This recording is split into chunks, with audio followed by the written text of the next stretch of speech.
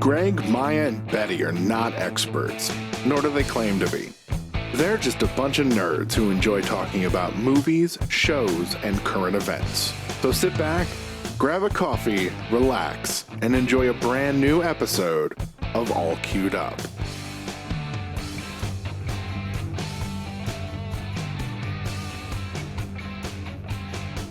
Hello, everybody, and welcome to another episode of All Queued Up, the review podcast tied to streaming services like Netflix, Amazon Prime, HBO Max, Disney Plus, etc., etc., etc. I'm your host, Greg Dietz, and with me always is Maya Don Fisher and Betty Badger. How are you two doing today? I'm doing good. We're working on midterms right now. How are you doing, Maya? I'm fantastic. You're looking fantastic, girl. Well, thank you. You do as well. I'm feeling fantastic. Thank you. And for audio listeners, looking fantastic, we're doing this on camera for the first time. Yep. For the first time since episode 7, and this is episode 140.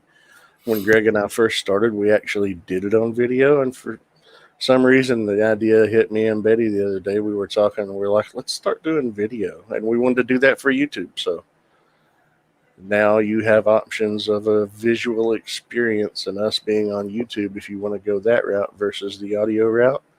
Both options are always going to be available.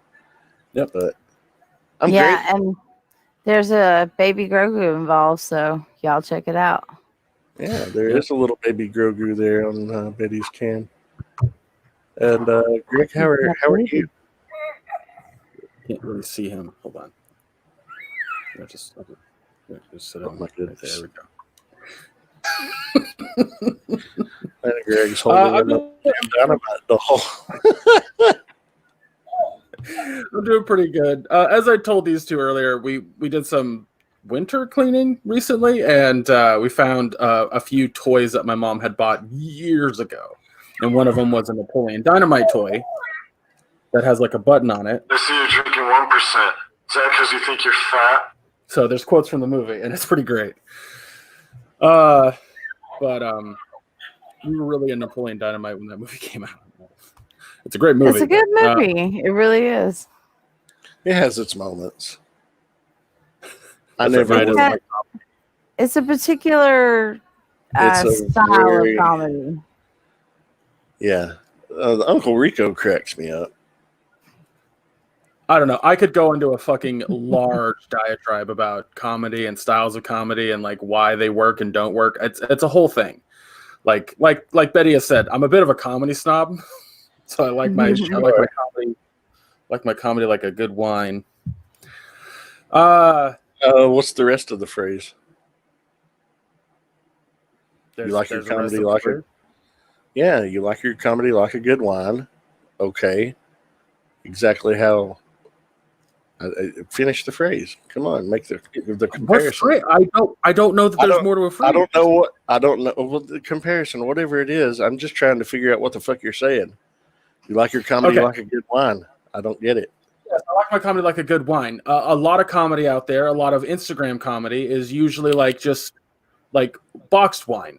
It serves its purpose, but it doesn't get you through the whole night. Like you're just kind of like, I'm drunk and that's what I used it for, but it kind of tastes like vinegar a little bit. And then there's other comedy that it stands the test of time. It's the wine that's like 50 years aged or however long you age wine. I don't fucking know. But okay, first off, let me tell you something. We drank box wine. It's perfectly fine. It tastes delicious and it ain't no different than any other wine out there, whether it be 100 years old or 50 years old or 20 years old. Wine is wine is wine. They have proven that scientifically. Sommeliers are fucking liars. First off, I don't like wine to begin with, so it doesn't matter. Yeah, kind of sucks. But Jeff likes it. The analogy meaning that there are different forms of comedy. Some comedy is watching a dude get kicked in the balls is funny for a minute, whereas you can go back to certain movies and watch them over and over and they're still funny. That's the difference that I'm making. But there's also, like I said, different forms of comedy. So Napoleon Dynamite is obtuse and strange, and that's what makes it funny. Whereas some is like direct and like Bridesmaids or something like that is a direct form of comedy. If you watch something like Tim and Eric Awesome Show, great job. It is offbeat. It is weird. It's Andy Kaufman-esque. Whereas maybe you want a comedian who's just going to tell direct jokes. Like I said, this has been Greg's dissertation on various reasons why he's a comedy. Oh no. This is It's okay. It's a right to be. It's I mean, okay. you know, we all have our snobby sections, you know. Oh, I'm not saying I'm not a comedy snob. I'm just pointing out that wasn't a dissertation. Oh no. You do have high, you know, you have expectations out of comedy that, you know, I think are very viable. I was being facetious in using comedy, saying it was a dissertation. Yeah, Jesus, thought you picked I up on have Asperger's too. Okay, all right. I don't know what to tell you. So sometimes I don't catch on that. We'll get into it when we talk about WandaVision episode 3, but that's actually something that I find absolutely fascinating about this show is it uses sitcom comedy to tell its story versus being an actual sitcom. It's fucking amazing how well they did that. But we'll get into that a little bit. But yeah, like I've gone over this 100 times because like people in general 10 like just 9 times out of 10 will just go, I found it funny or I didn't find it funny. And that's it. That's as far as it goes. Me, on the other hand, I used to go out of my way into the why. I try to figure out why it's funny or why it's not funny. I try to figure out why something that, like, when I watched Man on the Moon with Jim Carrey, I got really, really, really into Andy Kaufman. And my mom fucking hated Andy Kaufman, but my dad was like, he was all right. I thought a couple things he did was funny. And then I did a deep dive into him, and I tried to fucking basically dissect his brain on why things were funny to him and funny to others, but not at the same time. Like, it was very strange in that regard. So this is why I say what I think. What? I didn't know that he donated his body to science. You had his brain and you were dissecting it? I'm going to find a way to get to Virginia, and I'm going to punch you. No. Stop by and see me afterwards, okay? Okay, I will. I will, Betty. We'll have a drink or a smoke. Whatever. You know, I do find it interesting, you know, the way that WandaVision is going. I know that my sister says that she doesn't like the format of it. We noticed things watching it, where those little pops of color were coming in. And when she became pregnant, and then we get to season or episode 3, where, you know, it's basically like a Brady Bunch house. Okay. You know, and she's got twins. It makes me wonder, is this going on in her head? Is she actually pregnant in real life and she's in a facility? So we'll before we do the deep dive into it, because I have some thoughts on that. I just want the audience to know we're talking about WandaVision episode 3, Stand episode 6, and we're going to have a discussion about recent events in history and how they relate to past history. That's what we're going to talk about. Just so everyone's on board. So going into WandaVision, Betty, I believe personally that this is a combination of something that was created for her and something that she has control over. This is maybe more what they're going for. Sword has created this reality for her and doesn't realize that she has control over it. They don't realize how powerful she is. Correct. But they're starting to. Yes, they're definitely starting to. Do you think she realizes that she has control over it? She's starting to. I think subconsciously she does. The thing that's strange to me, and I'll say this, that we know that Vision's dead. We know that he died in Infinity War. He wasn't like snapped out of existence, so he couldn't come back. You know, his entire existence was basically funded by the fucking Mind Stone. So the fact that Vision isn't part of this made up reality. He exists in there as his own entity. Do you at the think end of- she has the power, because she does have like infinite power? Do you think she has the power to make another Mind Stone and create another Vision? I believe so. The stuff that I've known her to do in the comic, I believe so. Okay. So, because that's what Jeff and I were wondering: is she creating another Vision? Is she going to? So before the show even aired, I had the theory that was basically what it was, is that in her way of trying to bring back Vision, she has experienced a ton of loss. You know, Ultron killed her brother, and then now fucking Thanos killed Vision. She's lost a lot. And in her way of trying to bring back Vision, she tried to recreate the Mind Stone, and I thought she created this pocket universe. But the last shot of episode 3 kind of changed that a little bit.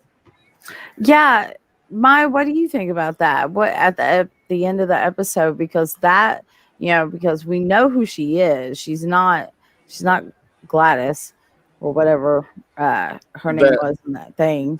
Geraldine, I think was her name. Yeah, Geraldine was the one she was doing at the end. She knew too much. She was dying. What do you think's going on there? I really don't know. Do you think I like not knowing. Do you think it's Wanda, or do you think it's Sword? Yes. Genuinely, yes. Okay. For both? Is that what you're saying, Greg?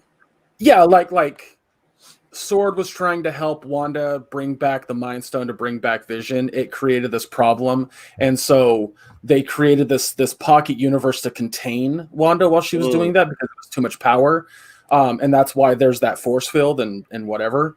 And Sword is trying to figure out who Wanda is and her past. This is why Geraldine, having the sword necklace, kind of going like, "Oh, that's right. Like Ultron killed your brother, Pedro." That's why Geraldine knows. Did you call him Pedro? Yeah, you did. Is it Petro? It's Pietro. Pietro. Pietro. You called him Pedro.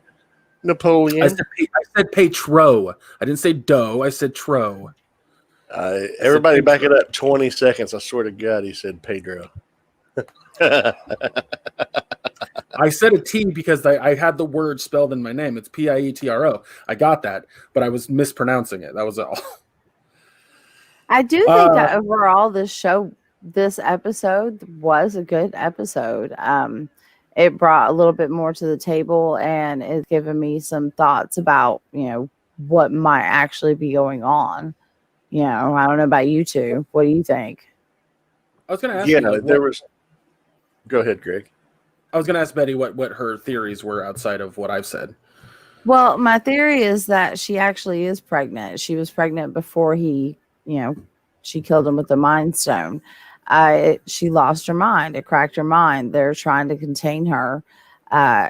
This is what the world that she has created in this universe they have for her is based off of her knowledge of TV. And everybody in the show is acting along. I don't know if all of them are working for Sword or what, but I do think she's pregnant. I do think that they're trying to help her out, but they're trying to bring her out of it without shocking her too much. You know what I'm saying? Yeah, I think you're I'm on board with most of what you're talking about. I don't think she was actually pregnant. I think the pregnancy was a way of coping for her. Fun fact, by the way, that's in the comics, the actual kids' names of Wanda and Vision. William and Thomas. Billy and Timmy. Well, see, Billy and Tommy. Yeah, Tommy. We'll see what happens. I like how each episode has progressed like a decade in feel. Mm-hmm. Like the first one had a very 1950s, late 50s feel. The second one had more of a 60s feel to it. This one was definitely very 70s. Oh, yeah. And I'm So wondering Brady if Bunch. next week, if we're going to get, like some fucking Different Strokes or fucking other Yeah. 80s sitcom feel to it. Full I House. actually think next week we're going to stay in the Brady Bunch style. I don't think it's going Maybe. to change until episode 5. Okay. But Just going off the I logic of definitely the see, first two episodes are the same. yeah, I definitely see a progression in eras in the TV stylings, which I find it to be interesting. I don't think that she's working for Sword, though. No.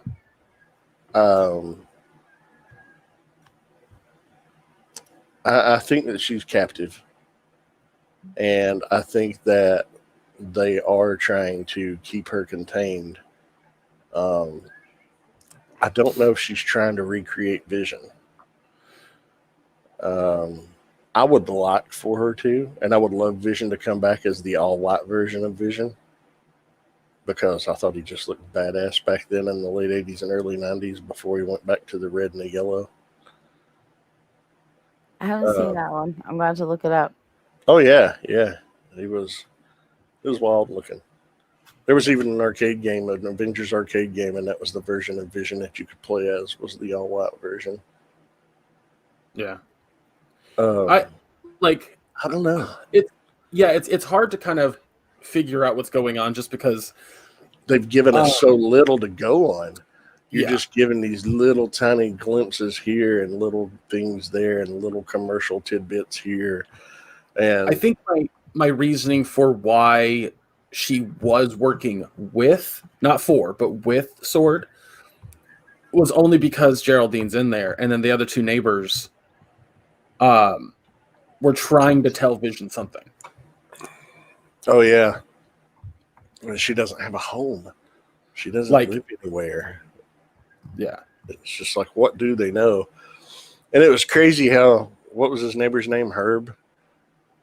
Yeah, Herb. How he was like trimming the hedges or whatever, and he just started trimming through the concrete wall, and it just kept progressing further down and further down, further down. It is very odd. It's almost like a decade switching Truman Show kind of experience, Oh yeah, for sure. because these people are totally in on something, but what the fuck are they in on? That's what I'm curious about. It's like that first scene with the dude choking, and his wife's like, stop it. I'm like, your husband's choking. That's not the appropriate response, So there's definitely a sense of, like, I'm not taking it off the table that Hydra's involved in some way. It's very possible that, like, when Sword, not Sword, but when Shield had the Hydra agents, and that Sword like basically kicked Hydra agents out, that there weren't still Hydra agents involved, and then went to Sword. Like, I'm not taking that off the table. what was the Hydra Easter egg in this one? Because there was soap. one. Yeah, Hydra the soap. Hydra soap. Yeah, I saw that. I was like, that's Fun cool. fact, that's actually an Easter egg to Agents of S.H.I.E.L.D., the show that aired on ABC for a while. Right after Winter Soldier, the movie came out, there was a whole like season or two where they dealt with that in Agents of S.H.I.E.L.D. And the main character is talking to Agent Coulson, and Agent Coulson says something along the lines of, yeah, I had to, like, we had to stop using the S.H.I.E.L.D. the S.H.I.E.L.D. soap because it was had mind control agents in it, and now I make my own soap. That's what he says. Huh. Some Fight Club shit. Yeah. I think, like, my theory on the commercials is it has everything to do with rebuilding Wanda's vision, or not Wanda's vision, Wanda's memory in some way, because the first one was the Stark toaster, right? And that blinking light, if you remember from Age of Ultron, is the only thing she could see outside of her cell was like a blinking red light that had... No, I'm sorry. I'm wrong. Go back. When she was a kid, her and Pietro were trapped in the rubble. she could see a bomb that had Stark Industries on it and a red blinking dot. Yeah. That's what the toaster represented. I think that the Strucker watch has to do with the fact that Baron von Strucker was the one fucking with their bodies, opening up their powers via the Mind Stone. And then the Hydra soak, well, obviously has to do with Hydra. So I think those commercials are just fun side things for the audience to kind of be like, oh yeah, I remember this. But I could be wrong. They could mean more. I don't know. No, So- it's probably more along the lines of that than anything else. I mean, that makes sense. Well, I'm curious to see what we're gonna come upon next week. If it's gonna stay in this era, if we're gonna go like Three's Company style or something like Oh, that, or There you go. I mean, if we're gonna stay in the Brady Bunch thing, I don't know. It's gonna be interesting. I am pulled in. Again, I watched the Marvel movies that caught me up on their story and explained a lot more to me now. Yeah. So, do we want to grade it? Yeah, we can grade the episode. I'll knock this one out first real quick. Solid A. I thought everything in the episode was really nice. I did have a moment where they had the little breaks in the reality are really fun, and the way that they show it are really cool. So like in the first or the second episode, it was like a VHS tape rewinding, but in this episode, it was like it was a cut film. So when that happened, I thought there was something wrong. Like I had to rewind it like 3 different times just to figure out, just to realize that it was the show itself. Did you guys notice it, by the way? Yeah, thinking back now, I do remember that one little. It seemed like it was just like a film reel had broken, and it had been re-spliced, but it was spliced like a second prior to where it broke.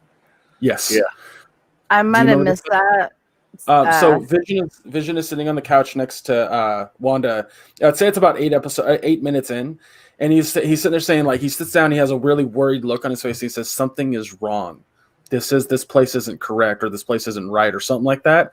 And then it has a weird jump cut where now he's standing on the other side of the couch again, and he just sits down and says what he's supposed to say as if it's his line.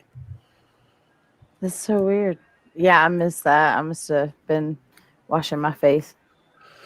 My idea on that is that's why I say that it's both Sword and Wanda kind of fucking with the reality of this, because I think that cut was Sword, whereas the rewinding of the tape was Wanda. Mm. Yeah, because if You she doesn't definitely like put in- something, she avoids it. You definitely put in more thought into this. That's what I do. It's No. I mean, that's an excellent point. It makes a lot of sense. And you might be onto something. It's like, hey, they're trying to control the narrative on their side, and then on her side, she's working to undo that narrative and make it how she wants it to be. Yeah, like it's a brain battle between the two organizations. And then, in another week, they could give us a little something that completely obliterates anything that we're thinking about. We have no idea. And Again, I'm like- fine with that. I like the roller coaster ride of having not a clue what's going to happen next. Back when Avengers came out, Coulson died in that movie, right? That's what sparked them to get together and fight Loki. When that movie ended, my thought process was like, man, that sucks Coulson died. He was such a great character. And almost everybody that I talked to said, like, yeah, he's dead. He's dead. I was like, yeah, I totally get it.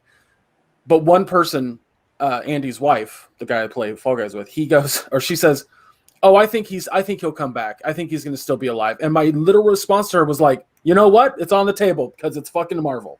It's on the table. And sure enough, he comes back. He's alive in Agents of S.H.I.E.L.D. Well, and they explained it that they faked his death as a motivation to get them to come together and fight as a team. Yeah, but my point of telling you guys that is that, like, any theory that you two throw at me, any theory that anybody else throws at me is on the table. It's all plausible. Yeah, that's all I'm getting at. Yeah, so yeah, I give it an A. Betty. I definitely give it an 8. It's interesting, again, how things are progressing and, the little blips of reality that are kind of coming in. Again, I have my own theories, so I'm very curious to see where it's going to go next week. I like it better than the first 2 episodes, so definitely an A. Maya?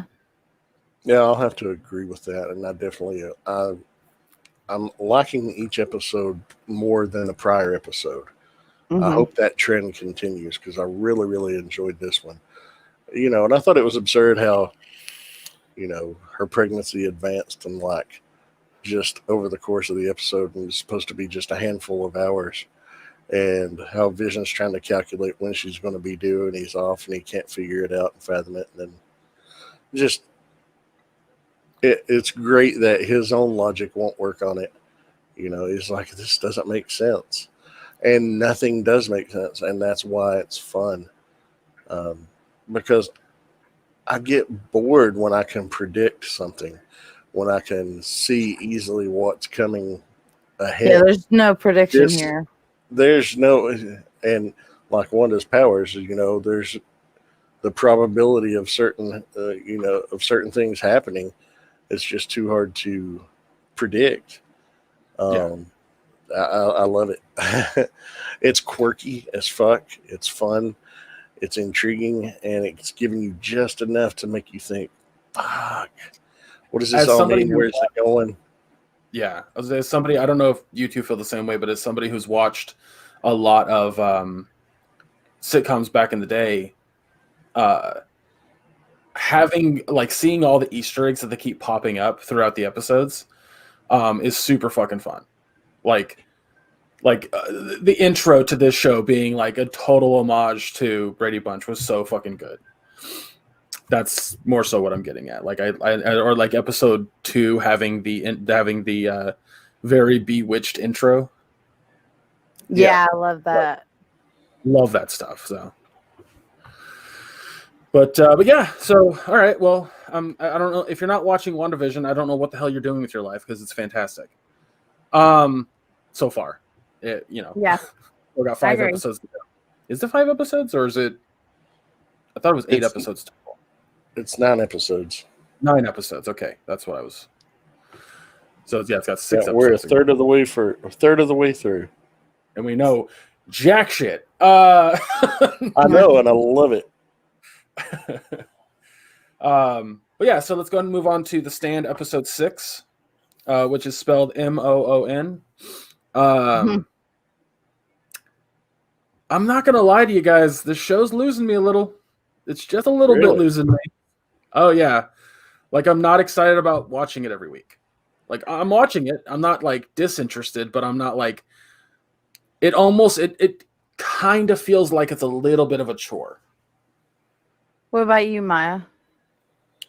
I think they really accelerated the timeline and things that happened in the original. I think they really pushed it forward somewhat and makes me think, okay, we're not going to get a second season. This is going to be just 9 episodes. There is a possibility of that. I am actually enjoying these episodes more than the earlier ones. Jeff and I both agree on this. I like this episode. I didn't feel like I was left wanting more at the end of it. I like the introduction of the trash can man because he is very, integral part to the whole story. They definitely picked a great actor for this guy. He is, balls to the walls, nuts. Yeah, that's Ezra So, Miller. yeah, he's definitely good at his job, man. So It's like, oh, get the guy who was a goofy running fucking Flash to play this guy. Well, that's been the one role that he's done that I never enjoyed. I don't like him as the Flash, but I don't like that version of the Flash they were trying to portray. That's totally fair. I don't disagree with you, but yeah, I mean, they nailed the trash can man, and like he's setting that oil tank on fire and making it explode, and he's sitting there just jerking it to the explosion. And he was wearing nothing but all that bomb equipment, so it was easily for him to just reach down and grab a hold. I mean, and then the whole Howard and Natalie thing, that was Howard and Natalie. uh Harold and Nadine? Harold. Yeah, Harold and Nadine. Sorry. God, my brain. It happens. That was I was like, wait a minute. Do we introduce new characters that I yeah, wasn't paying right. attention? No, I mean, I thought that story arc was good. I mean, he had a chance. He had a chance to be a decent person, and he chose not to be. And this is, I think, where Stu comes in as a more primary character. We have found Mother Abigail. We do know more about what's going on in Las Vegas. You have seen that while Flag may represent evil and the devil, he does have rules. He definitely has rules and he plays by them. And, people a lot of times don't understand the reason of the story behind God and the devil. He's there for a reason. If you believe that God is an omnipotent God, this is Satan's role in God's, greater plan. It's not like he chose it. God chose it for him as a way, if you think about it like that.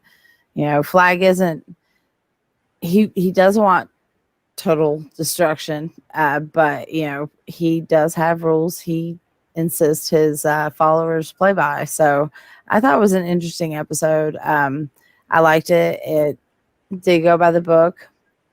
I feel so sorry for Tom. That I don't know how. Yeah, that's just, it's sad. But I'm actually getting more interested as each episode goes along. I hate that you two aren't. I didn't say I wasn't. Well, yeah, but look at Greg there. He looks like he's falling asleep. I literally I'm listening to everything you're saying. This helps my brain concentrate on what you're saying. Mm-hmm. Yeah, I heard that one. I love the fact that they brought in Clifton Collins Jr. just for the scene to play Bobby Terry. Yeah, I love that dude. Yeah, I like that guy a lot too. So, since you guys, I mean, there really isn't much to say about the episode except for the introduction to the Trash Can Man, Harold's reaction when he was found by Franny, and what happened afterwards. What do you say? Yeah, it's kind of hard to explain exactly how I feel in regards to why the show feels like it's losing me a little bit. Last episode was so interesting because I think let me put it this way. I think the thing that interests me the most about the show is Randall Flagg. He is the most fascinating thing about the show by far to me. Well, and again, he does make an appearance in many King books. Mm-hmm. When he is on screen, enthralled. Absolutely enthralled. Oh, yeah, they picked the best actor for him ever. I didn't like the one in the original miniseries. He was just... He was an unknown, actually. That was Jamie Sheridan. I thought he did a good job considering what they were trying to do, but that was also... That mullet killed me. Yeah. It was so bad. When there's other characters doing certain things, it's less interesting to me. So, for example, during the scene where what's his name? The guy that was the musician. Or can I think of his Larry name? Underwood. Larry, thank you. When Larry is hanging out with the little boy, and the little boy whispers to him, Nadine and Mama Nadine aren't the same person. I I was watching that, but super fucking passively. Like I said, I don't have my phone on. It's sitting over here. It's not like I'm not distracted. But when I'm watching something and the scene is so uninteresting that my brain just starts to wander, that's a problem. And the show is doing that a lot right now, except for Randall Flagg. Well, maybe after this, we need to watch the original, which is just a two-parter. You know, it's a long two-parter, but it's two-parter. You might enjoy it a hell of a lot more. I thought it was a 4-parter. Was it? I thought it was 4 It's 2-hour 6 hours. parts. It's 6 hours long. Like, because I looked it up last night trying to find where to watch it, and there's no streaming service that has it. You have to get it on like Vudu for $5 or some shit. Yeah. I think I've got it on DVD somewhere. I know I have the TV miniseries remake of The Shining on DVD. Oh, I have it. I can make y'all a copy and send you one. Oh, The Stand. But I don't think Mm-hmm. I don't think it's pacing. I think that the writers and director are trying to add a certain sense of drama to different characters. I just feel like the pacing isn't as enthralling to me as other things I watch. Okay, fair. Totally fair. Yeah, it's just like it's not bad. I'm not like, and again, I have to stress this enough. I'm not saying the show was bad. Like when I give my rating, it's going to be a B+. So it's not bad. It's just Spoiler alert. Well, we can go ahead and go to ratings. I mean, I would actually give it an A, this one. So, yeah, I actually enjoyed it. Trash Can Man is my favorite character in the book and in the original miniseries. He is a very interesting, unique person with at least in the book, he has a very fascinating backstory. So I don't know what they're going to bring to the table with that. Yeah. My life for you. So what about you, Maya? He was played by Matt Frewer in the original miniseries. Oh, yeah. I thought it was a really good, really well done, really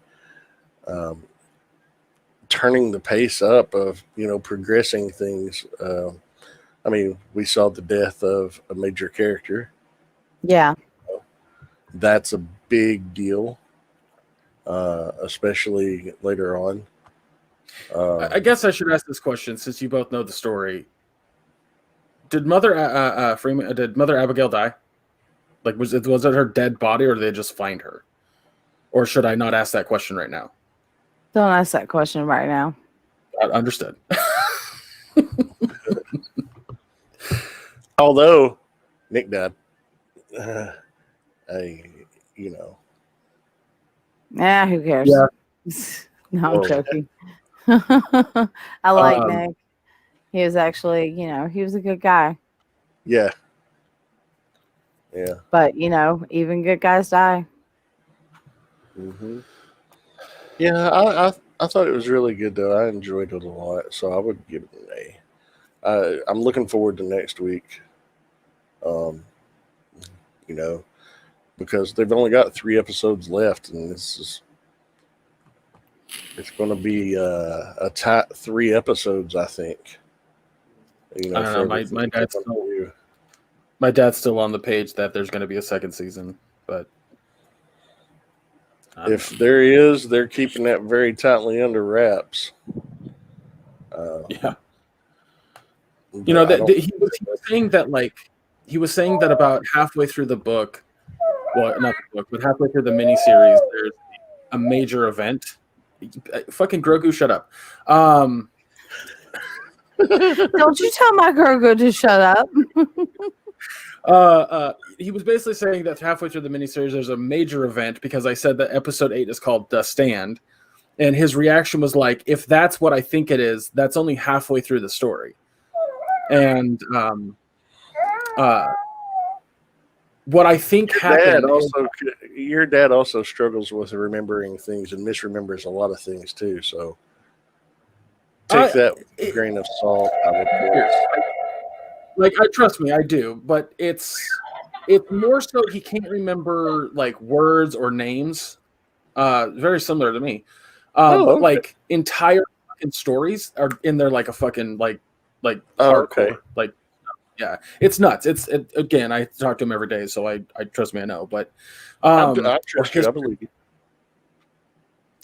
but no, like what's I think is fascinating is what I think happened. Correct me if I'm wrong. Or no, you guys don't know. I've seen situations in the past where a miniseries comes out or a movie comes out, but it only tells half of the story because they're hoping it does well to make another season. And I think that might be the case here. Like they Well, haven't I been. also think that as well because of after what they did with Under the Dome, which is just a one novel thing. And I'm like, are you guys serious? This just went off the rails real quick. Yeah. First season was awesome of that. Yeah, the first one was great because it followed the book, and then they just went fucking nuts. I mean, the second one was like, okay. Third one, I was like, nope, done, not watching this Yeah. again. I Yeah. quit the second season. I couldn't even do the third. Misty, she finished it. Well, she's dedicated. I didn't watch any of it. I am not dedicated at all. Not to that shit. Yeah. All right. Well, yeah, like we're gonna finish the show for everybody wondering. Like, of course, we're gonna finish the show. Even Yeah, if we're it's gonna keep talking about it. even if it continues to feel like a chore to me, I'm gonna still go with it. But we'll see what Well, happens. we're 6 episodes in out of 9. 2/3 of the way finished. You can't quit now. Right. I'm not gonna walk away from a race. A 2/3 of the way to the finish line. So, and there's characters I'm interested to know more about. Like I said, like I love fucking Tom Collins. We didn't get to see him necessarily get away. Like, who's driving that truck? Like, how is he going to get out of there? Like, I have questions. I have a ton of questions.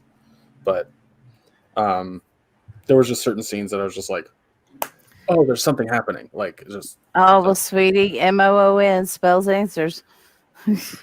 yeah, no, that's true. That's true.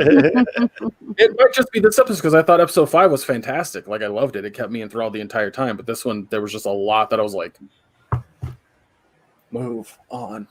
And that's the thing. They did move on a lot, I felt. That's why I can't figure What happened? I did not feel can't- cheated with this episode. No, there was a lot that happened and went on. That's why I'm just baffled that you felt that it was just too slow. It could just be me. Yeah, Just Greg. be me. Look, hold on. All right. Well, so we've been kind of discussing about having just a topic to talk about, and January has been intense. With the insurrection on the 6th, or the attempted insurrection on the 6th, the impeachment trial the following Wednesday, the Wednesday after that being the inauguration. Jesus. Not to mention on the 5th there was a whole trial in Georgia, or not trial, Jesus Christ, election in Georgia. A lot has happened this month. just a lot. Yeah. And I've had conversations with my dad, and Betty kind of brought it up that it's not the first time this country has gone through enormous strife like this. And there are situations in the past that can kind of teach us how to handle what's happened in the past month. So that's kind of what we're going to talk about in a way. Yeah, in a way. There are things that this recent, I don't know, I call it an insurrection. Elizabeth from Knoxville calls it a revolution. What the fuck ever. Oh God, that video was so funny. That took me a second. I was like, who? Right. And then it dawned on me.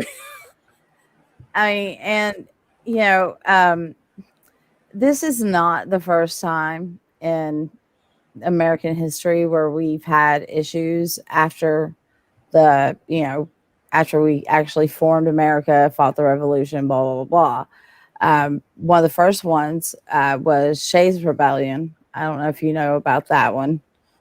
It was an uprising in Western Massachusetts, and they were against high taxes and economic conditions at the time, which it was right after a war. Shit happens. And they actually used their Second Amendment rights to form a militia. And they did kind of fail, because you got a few men, they got thousands. And that was our first actual real rebellion that happened after we had actually formed the country. Let's see. What else do we have here? We have the election riot of 1874. It's also known as the coup of 1874.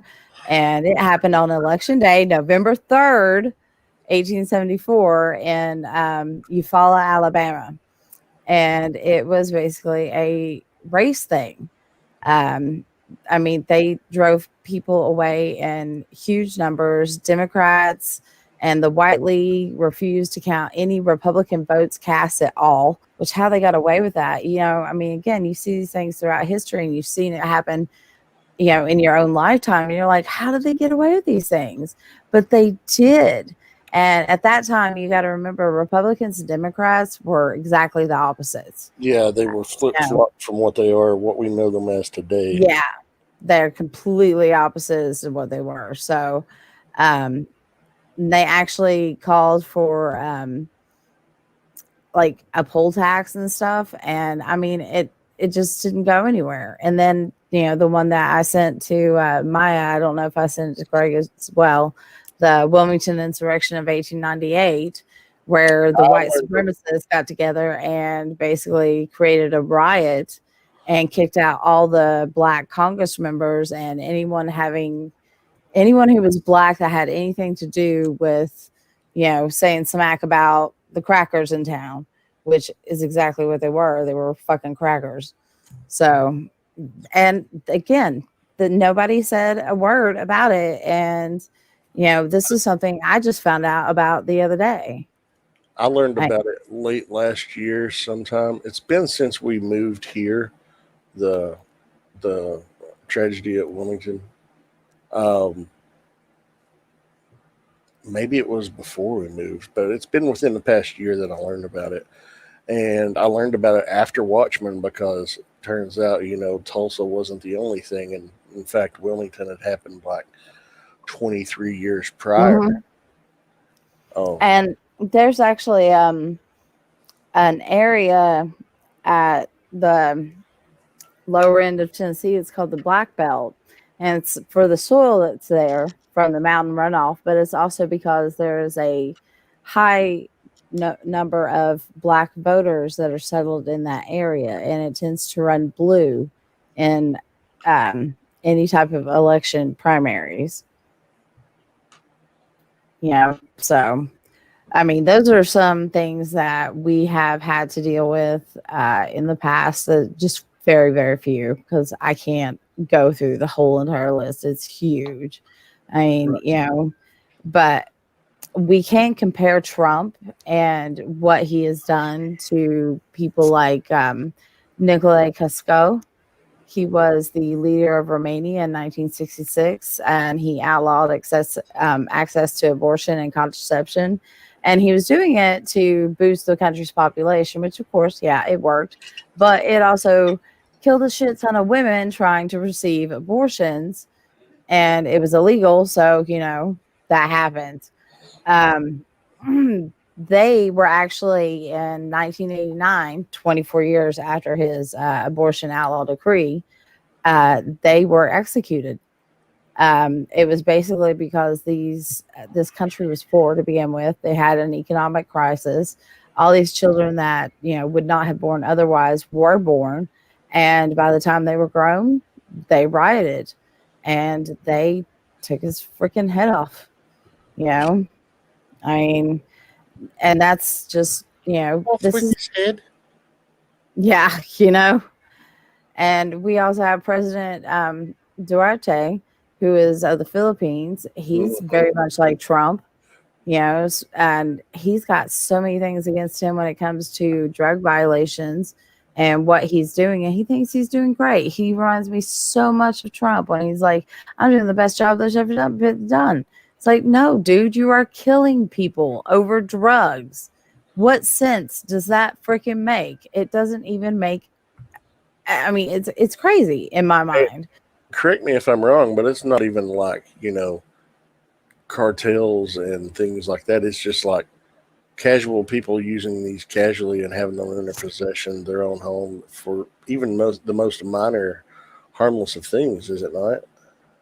Oh yeah. They actually killed a 17-year-old who wasn't even involved in this shit. They just targeted him and for somebody else, and they killed him, and they have no apologies for it whatsoever. Of course. But when it comes to what happened on January 6th and Trump's speech, where he spoke to his constituents, we will call them, about marching to the Capitol, it reminded me of something in English history. And I don't know if you guys know the story of Henry II and Thomas Becket. Do you know it? It's been a while since I've heard it, but refresh my memory, please. It's been a while. Henry II and Thomas Becket were really good friends.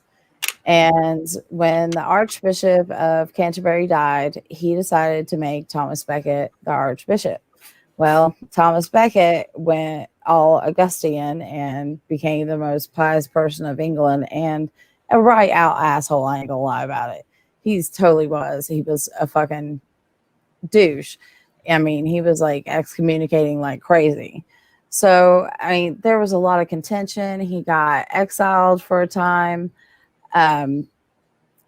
He found out that Henry had his son consecrated junior king of England, and he was pissed because he was like, that's my right. Nobody else is allowed to do that. They had communications. He was allowed to come back, and he excommunicated a bunch of people who were involved with the crowning of the junior king. Well, Henry found out about this, and his words were, will no one rid me of this troublesome priest? And 4 knights, not the brightest, took it upon themselves to say, yep, hold my beer. I'm going to do this. So on December 29th, they went to Canterbury Cathedral. They demanded to see, Thomas Becket, and they slayed him, cut off his head right there in the cathedral. And they didn't get any punishment other than they had 14 years to serve in the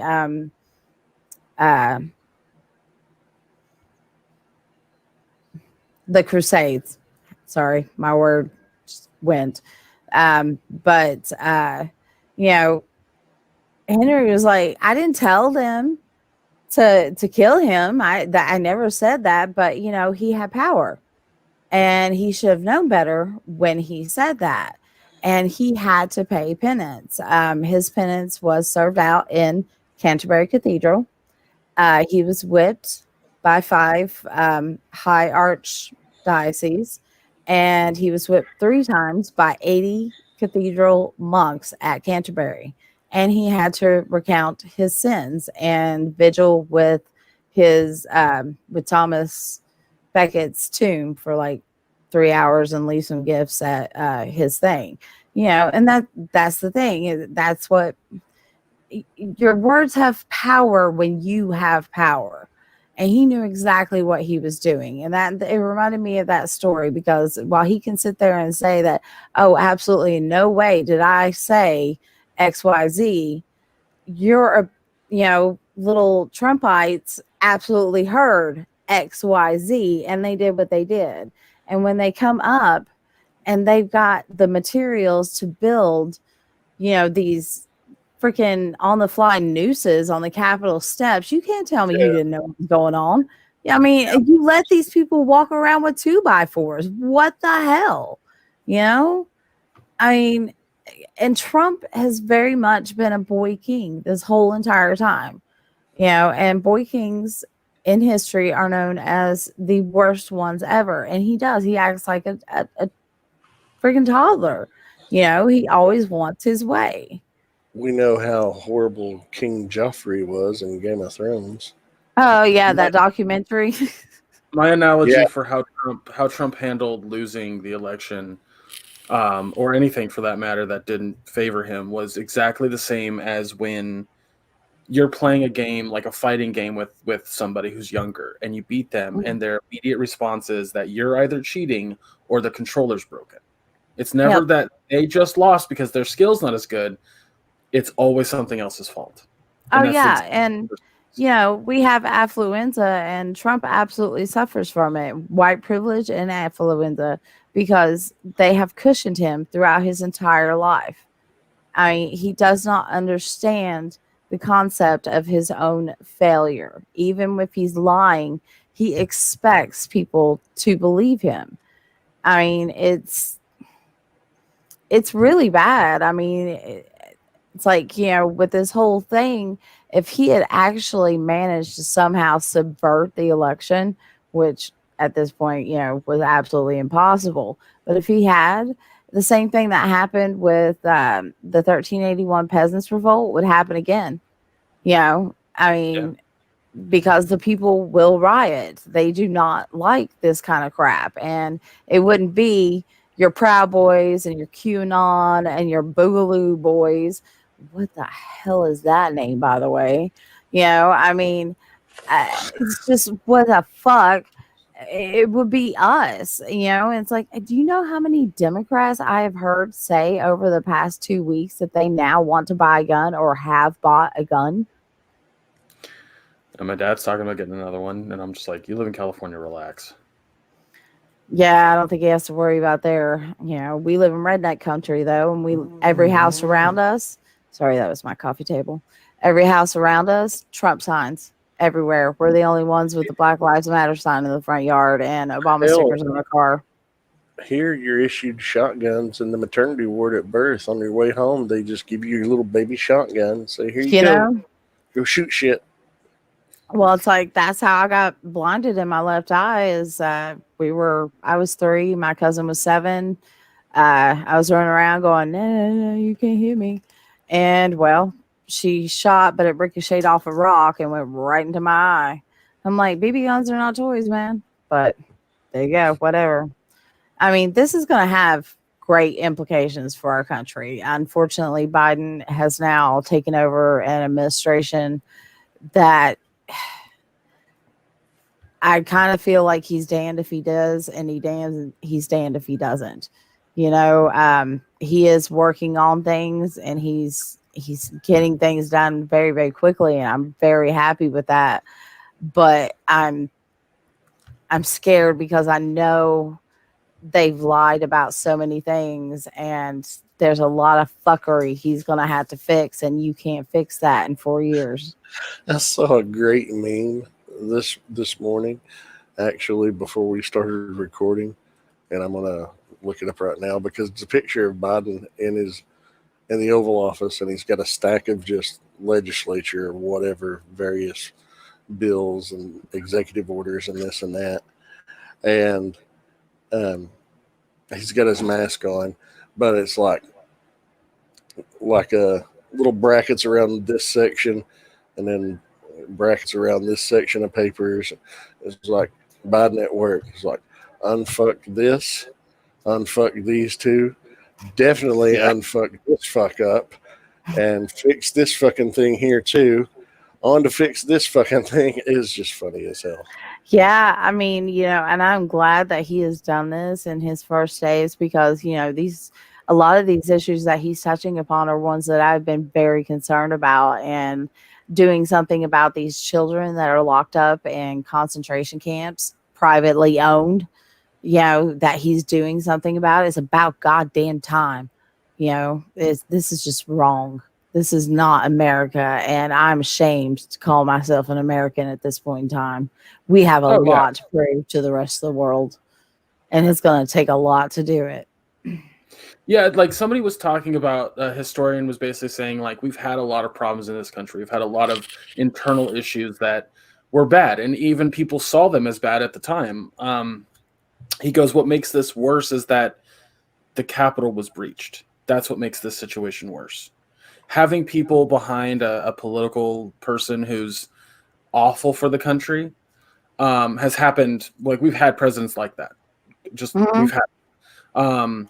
It's not new. What is new is that it got to the point where the Capitol was breached. He goes, that's bad. And it wasn't breached by, foreigners. It was breached by our own people. Right. And again, if that was a Black Lives Matter thing, it would not have gone down like that. Not one goddamn bit. Which just goes to display how blatantly different that law enforcement treats our Black and brown citizens versus the white citizens. Mm-hmm. I mean, this is right there on display. It's like all summer, last summer and fall, you see protest after protest after protest. And you see numerous protests and the vast majority were peaceful and uneventful. But there were numerous protests last year where you see cops showing up in riot gear and firing rubber bullets into the crowd and tear gas canisters into the crowd, like shutting the shit down. Like, no, we're not having this. Where was all that during this attempt? White people aren't scary. Bullshit. Scariest people I've ever met have been white. Yep. They're called politicians. I don't remember who it was. It was a comedian said that it was always really funny to me was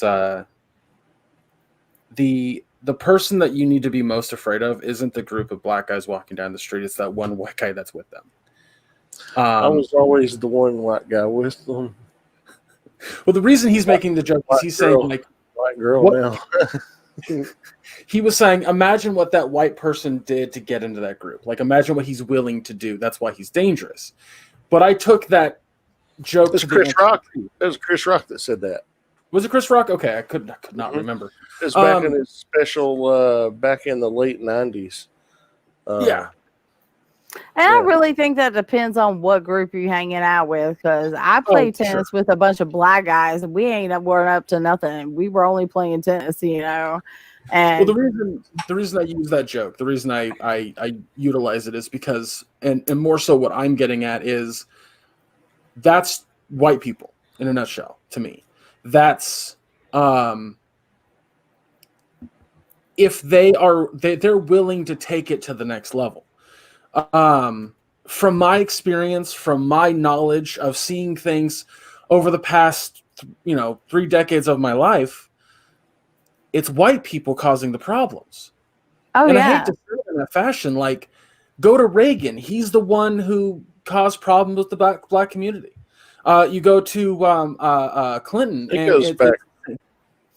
goes back and precedes Reagan by generations. But I agree. I'm just going. But you're saying the context in your lifetime. Yeah, exactly. Yeah. And what I find so fascinating is that, like, if you talk to somebody who is level-headed, the LA riots in the 90s or the early 90s, that's not black people. That's not what caused that. What caused that is a bunch of white people beating up a black person. That's what caused that. That was started by white people. Period. There's no ifs, ands, buts about it. And when I look at that's what I tell people. Black Lives Matter was not a movement to usurp the government. Black Lives Matter was saying, stop killing us. Yeah. That's what it is. It's a totally different thing. And they wanted to blame all this on Black Lives Matter. It's like, y'all are fucking stupid. We don't behave like this when we're doing our own thing. Why the fuck would we come in and do this? There ain't no way. Black people coming in there, they would have been shot. That one girl, she did get shot. How many more deaths do you think there would have been if it had been people of color in there? Yeah, carrying guns and doing what these people did. Did you see the footage that they had? Yeah. And 3 were due to medical emergencies. Mm-hmm. Did you see the footage? Did you see the footage of inside the chamber when the QAnon shaman came in. It was disgusting because there was a guy sitting in front of the I don't know what that desk is called, the main desk that the vice president and the head sit at. You know what I'm talking about. Yeah. There's a guy sitting on the floor in front of that with blood on his face, on the phone with somebody saying that they shot him with a rubber bullet. And then the shaman walks in and he's loud and boisterous, and he gets up on he gets on that desk, and he's like saying nice things to the cops, and the cops are doing nothing. They're literally asking the guy on the ground if he needs medical assistance, and one of the cops stands there and looks at the fucking QAnon shaman and says, "Hey, can you not get up there? You're kind of disrespecting the seat. Like it's kind of messed up a little bit." They don't give a shit. Pardon me? You'd have fucking shot that guy if he was anything other than white. Yeah. Get out of here with that. Yeah. But how do you guys think? Do you think the impeachment after he's no longer president is going to have any effect whatsoever? Kind of. So something that I've noticed. Something that I've Yeah, noticed, which is fascinating. I think Q is losing power. Why? I've seen a ton of posts of people kind of distraught going, like, I think we've been had by Q. I don't think it's real. Like, he keeps saying something's going to happen, but nothing happens. I think over the course of this year, we're going to hear less and less people believing Q. Of course, we're still going to have conspiracy theorists. That just is a thing. But they never go away. No, they're never going to go away, and racists never go away. It's unfortunately a part of our society, but it's going to take years to fix this divide / problem that we have in this country. And I think one of the major things that needs to happen, and this is going to suck for a lot of people, but unfortunately, there needs to be some sort of regulation on the internet. I know that a lot of people have put forth the regulation to social media sites to do this, because that's kind of where a lot of this is coming from, and Amazon like completely taking Parler servers down is a great step forward, because the next step that needs to happen is that Biden needs to completely retract what Reagan did, and that was dismantle the free news act, or what the fuck it's called, like the free and fair, like. He basically not the Freedom of Information Act. Sorry, go ahead. Never mind. It was before Reagan. There was a law and order essentially that if you considered yourself a news organization, you had to present the news in the most factual way possible, and that if you gave opinion, you weren't allowed to put it on air, unless it was like its own show or something to that effect. This is why like Rush Limbaugh has lasted that whole time. But I think that needs to be enacted, because a lot of these news organizations are very biased, especially the 24-hour ones. I've said this a ton of times. Like I watched, or to my dad at least, I watched CNN during the election, because it was the only thing I could get on my computer. So I have it like on my computer. I'm watching it while I'm playing a game with my buddy, because playing the game was the only thing like keeping my anxiety down. And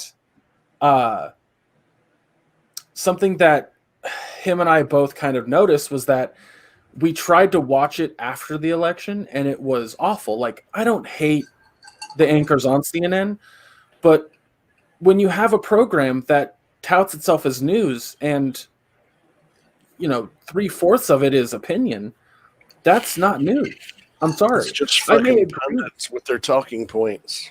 Yeah, I may agree with you, but it's not news, and it was very frustrating. It was like, Don Lemon, I love you, but I don't need to listen to you fucking bitch and moan about Trump for the next fucking hour. I don't need to hear it. And I think the same goes. Go ahead. I was going to say it's why I don't watch any of the 24 hours news networks, because they all do have a bias. I like to get a lot of my sources from the Associated Press and Reuters. That's where I prefer to get, because they are published without bias. They are strictly just, this is what's happening. Bam. No I wander elaboration. from place to place trying to figure out, I put the story together based on what everybody else is saying. It's that old adage, there's Oh yeah. the truth is somewhere in between, Yeah. and I don't want to go off just the one. truth. It's like, I love Huffington Post, but they're liberal as fucking I know it, I mean, and I only go on there for the opinion pieces, and I know what I'm reading. I'm not going on there for news. And there does need to be a distinction between what is opinion and what is news, and it needs to be, again, made like Greg said. You have to report news. You cannot report opinion and call yourself a news site. Making the fucking frogs gay is not news. That's opinion, They're turning the frogs gay. I know that a lot of people are going to be upset by that because they feel like it's taking away a certain sense of freedom. But unfortunately, when you, and I hate to put it this way, it's going to sound really fucked up, but when you give too much freedom, you allow for shit like this to happen. You allow for disinformation. You allow for unmitigated opinion to just reign supreme. And unfortunately, that causes people to believe whatever the fuck they want. Yeah, and that's the thing, you can have whatever opinion you want. You can share it, but it has to be known. This is not news. This is your opinion. That's the big thing. It's your opinion. You can't claim it as otherwise. And I think there should be, limits put in place when it comes to that, because it's really hard to distinguish these days between what's news and what's opinion. Exactly. A lot of people that would object to it, they're the first ones that will say, well, it's not fair that such and such platform is taking my post down. It's absolutely fair if you violated this little thing called terms of service that you're supposed to read through and agree to before being able to access and use said platforms, whatever it is that you're on. And they're a corporation. They're allowed to do what they want. They're not government run. They can do whatever the hell they want. Exactly. It's you can't say shit about it. These are our rules. You violated our rules. Hit the fucking bricks. Yeah. Real brief. I want to play a TikTok for you guys that goes into what we're talking about right now, because I find she's absolutely correct, and she kind of plays a bit. So just fucking humor me here, but listen to this. I'm tired of being discriminated against by the mainstream media. I have a right to free speech. So Twitter and Facebook are private companies, which means they have a right to refuse service, and your site's actually done a lot to guarantee that right because you didn't want to make rainbow birthday cakes. Oh yeah? Well, the FBI is using illegal liberal practices and hunted me down using my own phone. Right. So the reason the government can hack into your phone is the Patriot Act, signed into law by George W. Bush. Republican George W. Bush. Well, whatever. They said I might go to prison for 10 years just because I broke a window. This is a witch hunt. Now, that's because of an executive order signed by Trump last year to protect national monuments, like Confederate statues. Trump 2020! Boy, maybe we should take your guns away. You seem to be shooting yourself in the foot a lot. So aside from the great joke, aside from the great joke, she makes an excellent point. There is a serious issue with understanding and processing information in this country on for everybody. Like the point that she's making in that is that a lot of these people they don't understand. They weren't taught what the laws are and how it affects them. So they lash out in these very obtuse ways, and then when somebody proves them wrong, they double down instead of. Yeah, that's why I like Karen videos, like the Karen Mathole videos. And I get my kid in here to watch them with me, and I'm like, no, what they're saying is absolute BS. This is not how the ADA works. It is absolutely, a law that they are required to wear a mask in that store, and they are absolutely allowed to refuse them service for not wearing a mask in that store. So if I went in that store not wearing a shirt, they would be allowed to escort me out. I don't think anybody mind looking at my titties, but they'd still escort me out. And I don't understand the whole thing with the mask. It's like, my God, how have so many people worn these masks for so long and not freaking died?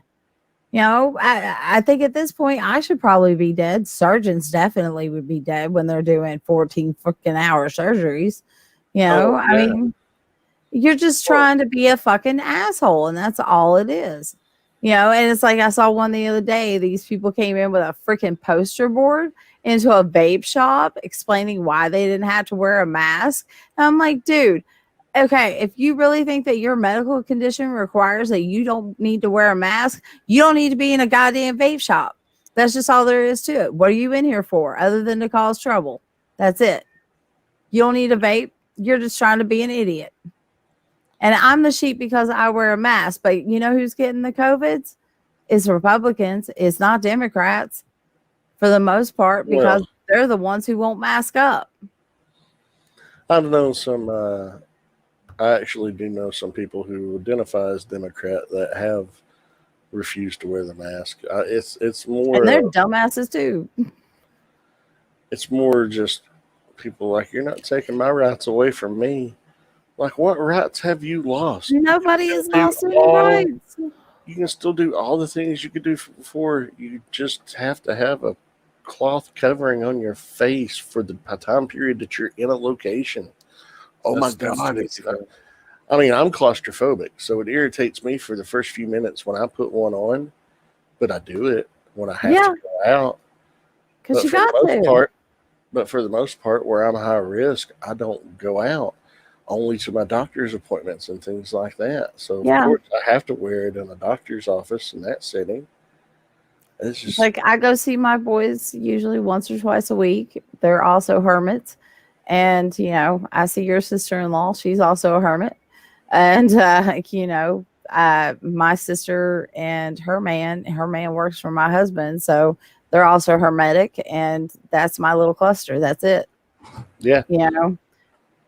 So I know if I get COVID, one of them has got it too. And I know exactly who to call. So, but, knock on wood, I haven't done anything that stupid yet. I've seen 3 people since I saw you guys back in, when did we do that? September? October? What? Us? Yeah, when we got together. We did it in March. No, when we got together at Sheena's and had the... Oh, gosh, yeah. I think that was like April, I think. No, it was either September or October. Oh, was it? Yeah. It was October because the puppies were almost born. That's right. It was a week before, but it was mid-October. Yeah. Okay. All right. Yeah. I've seen 3 people since then. Yeah. So, It's like, I don't want to go to the doctor. It's like, why not? Because that's just a hotbed. If I can do my appointments like this right here, which I do a lot of my appointments like this, I'm doing my appointments like this because I'm not going to walk up into a germ farm. Don't blame you. Waiting rooms? Oh, my God. I mean, yeah, I know people are there. They provide the hand sanitizer and the masks at the desk and everything. But there's not anybody out there wiping down that waiting room. Nope. What's really nuts is that a lot of people who... Like they didn't go around like that. Like their day job was to go to their job and then come home. And for me, I had a very unique experience because I DoorDash, and any other DoorDasher or food delivery service will tell you the same thing. There was a moment in March where everything was open, and then the next day it was just nothing. Like there were no cars. It was fucking weird. And every day that I'm thankful that my county, the area that I live in, are people of fucking at least some intelligence, because I've yet to go into a grocery store and not see somebody wearing a mask. Seen it too many times. Oh yeah, no, I don't doubt it. When this first started, I remember back in May when we moved. The day we moved, that had been the first time I'd been out of the house since March. Um, and we had to do a couple of things out of town before we came home here. I didn't see a single person outside of Misty wearing a mask in town. And Yeah. it's like, does nobody wear a mask? And Misty's like, no, there's only 2 or 3 of us that I see on a regular basis that wear these everywhere.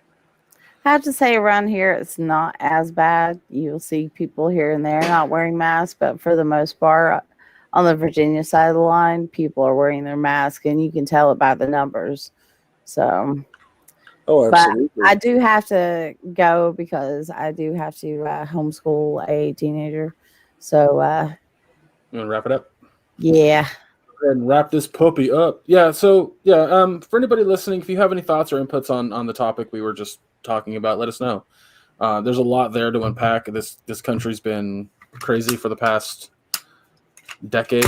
It feels like all of us have lived through 2 economic fucking downfalls because of, well, Republican presidents. Yeah, there's that. Guys, if you want to join us next week, we're going to be talking about 3 things. The Stand, Episode 7, WandaVision, Episode 4, and a movie coming to HBO Max called The Little Things. It would have normally been in theaters, but it's like a detective kind of drama. It looks really interesting. It stars Rami Malek, Denzel Washington, and Jared Leto. So I'm interested. I hope y'all are interested. So join us next week for that. Make sure you follow all the socials, which are listed below, including the Twitch channel, which we'll get to streaming on that eventually. Things Down there. If I'd had the foresight, I could have made a banner and had them up at the bottom of this. But yeah, we'll get there. Here at below the video on YouTube. Yeah, but other than that, Maya, where can folks find you? You can find me on Facebook under my name, Maya Dawn Fisher. And I like to joke around and say, if I never told you what my name is now, I don't like you. But no, you can find me on Facebook. It's a public profile. You can follow me on Twitter and Instagram there because they are linked. If you want to catch me on other shows because of my stunning and radiant personality, I am charming. If you have any interest in what I have to say on other things, I'm on 2 shows on the Realm of Collectors YouTube channel. One is Figure Band every other Wednesday at 9:30 p.m. Eastern Time, and then every Friday at 9 Eastern on the Nerd Life Syndicate, where we delve into various things in pop culture and entertainment and nerd and geek related, and everything adjacent and therein. So it's a lot of fun, a lot of laughs are had. But yeah, that's all the places that you can find me. What about you, Betty? If you want to find me, you can find me under Betty Badger Ogletree on Facebook, and you can find me on Twitter at Bright Betty.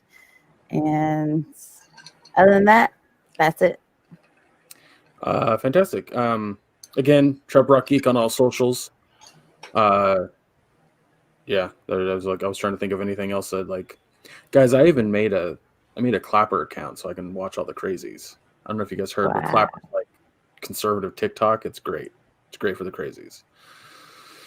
But yeah, again, thank you guys for listening. Remember, we do have the shop is still open. You can get yourselves a mug with our cartoon animated faces on it. You can get a shirt. Trying to remember what other items are on the shop, but right now it's just shirts, mugs, and stickers. Stickers, that was the other thing. I need to write that down. But yeah, again, check out, watch the next episode of The Stand and WandaVision. Check out the movie The Little Things on HBO Max and join us next week. We'll see you then. All right. Peace, love, and Polly Pops. Take care, everybody.